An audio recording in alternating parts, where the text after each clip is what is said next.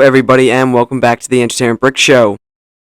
Now, I know I was supposed to release a video yesterday, Saturday, but I wanted to wait for the Owl House episode. I want to wait for the new one that came out, and it came out at 9 p.m. on Saturday night, or last night, and I didn't want to make a video at 9 p.m., and, because it would probably take me a little while. I'd have to watch, an hour episode that's 10 o'clock right there, and you get the point. I didn't want to make a video last night, so it's Sunday. I'm making it today. It's coming out today.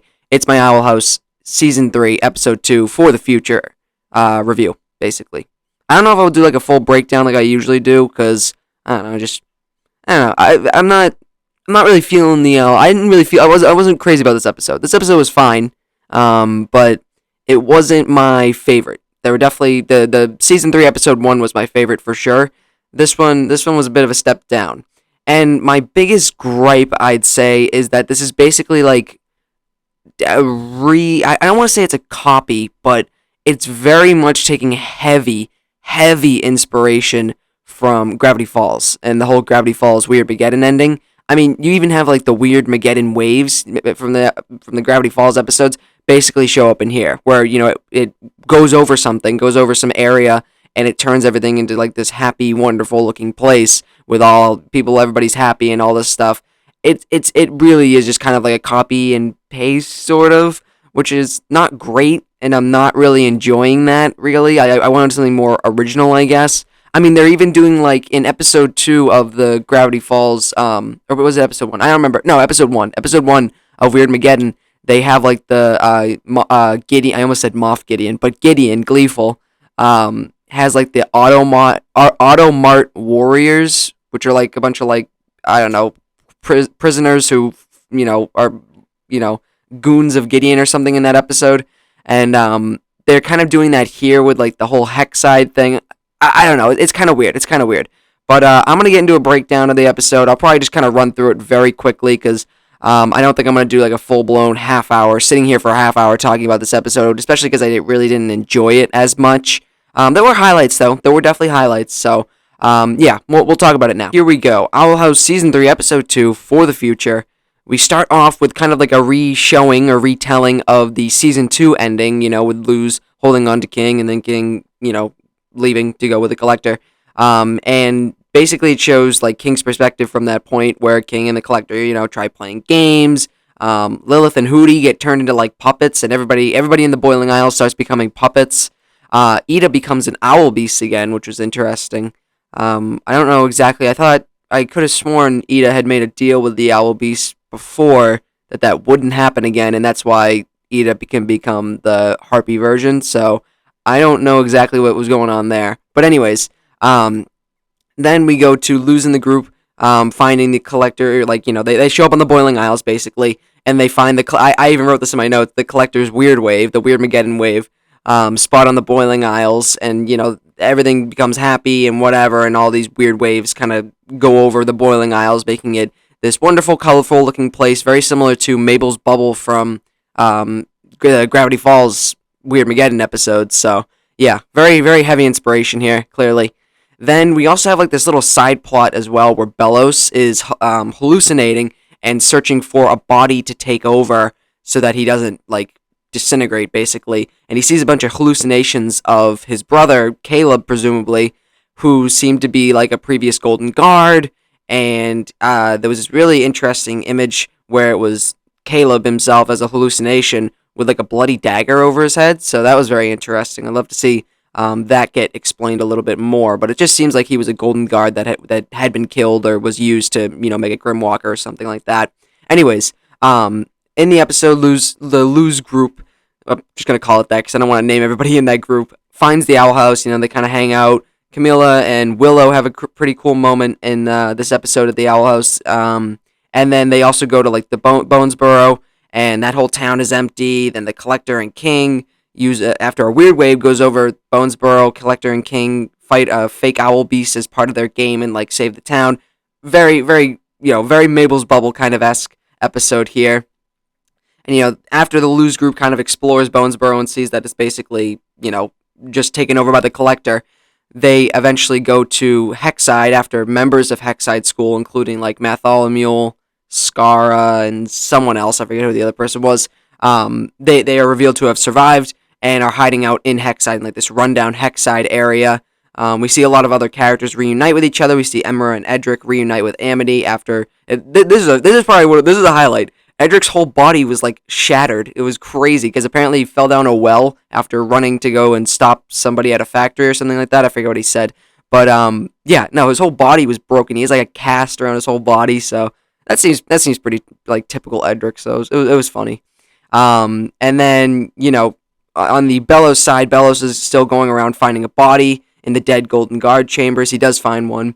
We see Collector and King kind of go back to like the Crown home that they're at and are greeted by Odalia. Odalia Blight is back here as like the Collector's servant basically here. And then we also cut back to the Luz group introduced to President Basha of Hexside, which was very interesting that Basha was like a somewhat of a fairly prominent side character in this episode, I'd say. Very weird character in this episode. You'll see why in a minute, or I'll talk about it in a minute. And at this point, we kind of keep cutting back to King and at the Collector's house. He brings Hootie to meet with Ida and Lilith, who are all kind of still alive, hiding out in some room in the building that they're in, the castle, whatever, the Crown Castle. And we kind of cut back between the Luz group and King kind of doing stuff in the Collector's castle. So they're using the memory, with the Luz group, they're using the memory thing. I don't remember what it's called, but they like take tweezers and they pull memories out of your head to find the memory of when Luz saw Bellows teleport directly to the skull. So that was very interesting that's coming back, where they basically drew glyphs on the ground and then was able to teleport into the skull of the Titan. So very interesting there. Then cut back, we see Bellows using Rain as a body, basically, to take over. And this is going to be definitely going to drive some very interesting fights, I bet, in the next episode. Because unfortunately, we don't really get too much action. Well, that's not necessarily true. I'll keep going. Anyways, so then back at the Luz group, Hunter's kind of freaking out because like Flapjack died, and because he's worried about everybody thinking with the Grimwalker situation. But everybody just kind of talks about it, and Willow and Gus and Hunter, that whole kind of group, kind of run off and do their thing in this episode. Meanwhile, Kikimora and the Abomaton are revealed to still be alive and are working with Basha to use sleeping nettles to knock everybody out. So they're basically taking over Hexside School because Kikimora was kind of kicked out of the whole Emperor's Coven at this point. So meanwhile, Bellows tries to kill the Collector, unsuccessful unfortunately, but instead turns it around to reveal that King is actually a traitor and is betraying the Collector, which is interesting. So basically, the Bellows and the Collector are working together at this point. Very interesting. Meanwhile, Kikimora and Amity, Luz, Camilla, and Bartholomew, all those guys are basically fighting. So Kikimora versus everybody at this point. It even gets down to the entirety of Hexside School fighting Kikimora. So she seems to be kind of like the villain of this episode, but she's not necessarily very interesting just because she doesn't really do much anymore because she was kicked out of the Emperor's Coven. I don't know. It's weird.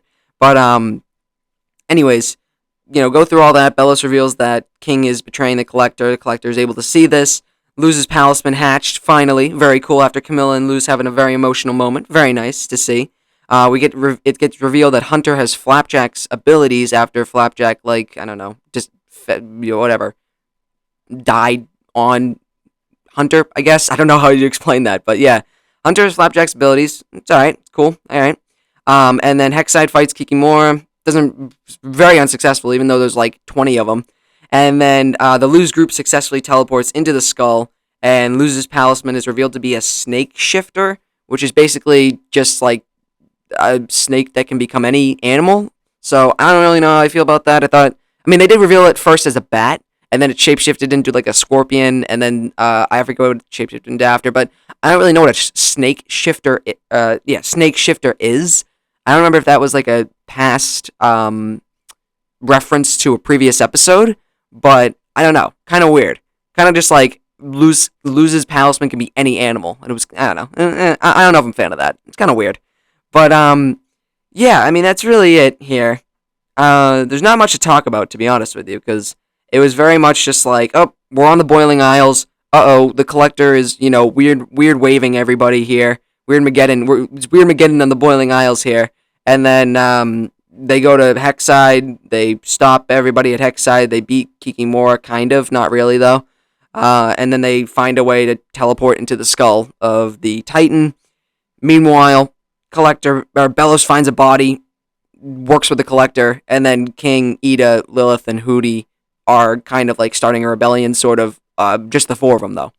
So I don't know. It was all right. It wasn't the best episode for sure. I don't want to say I'm getting like kind of tired of the show, but you know, one more episode. Maybe I'm gonna get a lot of crap in the comments for this. I don't know. I wasn't like crazy about this episode. I thought season 3 episode 1 was much better. So much better. So much cooler. Loved season 3 episode 1. So good.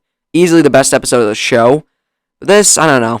It was alright. There were emotional moments, with Willow trying to stay, together, but was really hurting and had to let everything out. That was nice. That was cool to see. I like the emotional moment between Camilla and Luz. That was cool. Amity didn't really do a ton this episode. There was this really weird scene I really didn't like of like when Bartholomew and Amity were escaping detention. Basha stopped them, and Basha was like begging Amity to come back and was like going crazy, basically trying to get Amity to be her friend again. I don't know. That was a really I didn't like that scene much at all.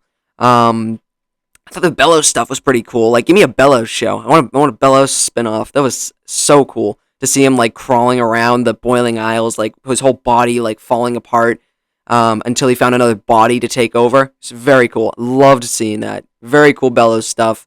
And then he takes over Rain's puppet body, so that was interesting. We'll see how that kind of goes. I wonder if that's going to have any repercussions for Rain after Bellows most likely escapes their body. So I don't know.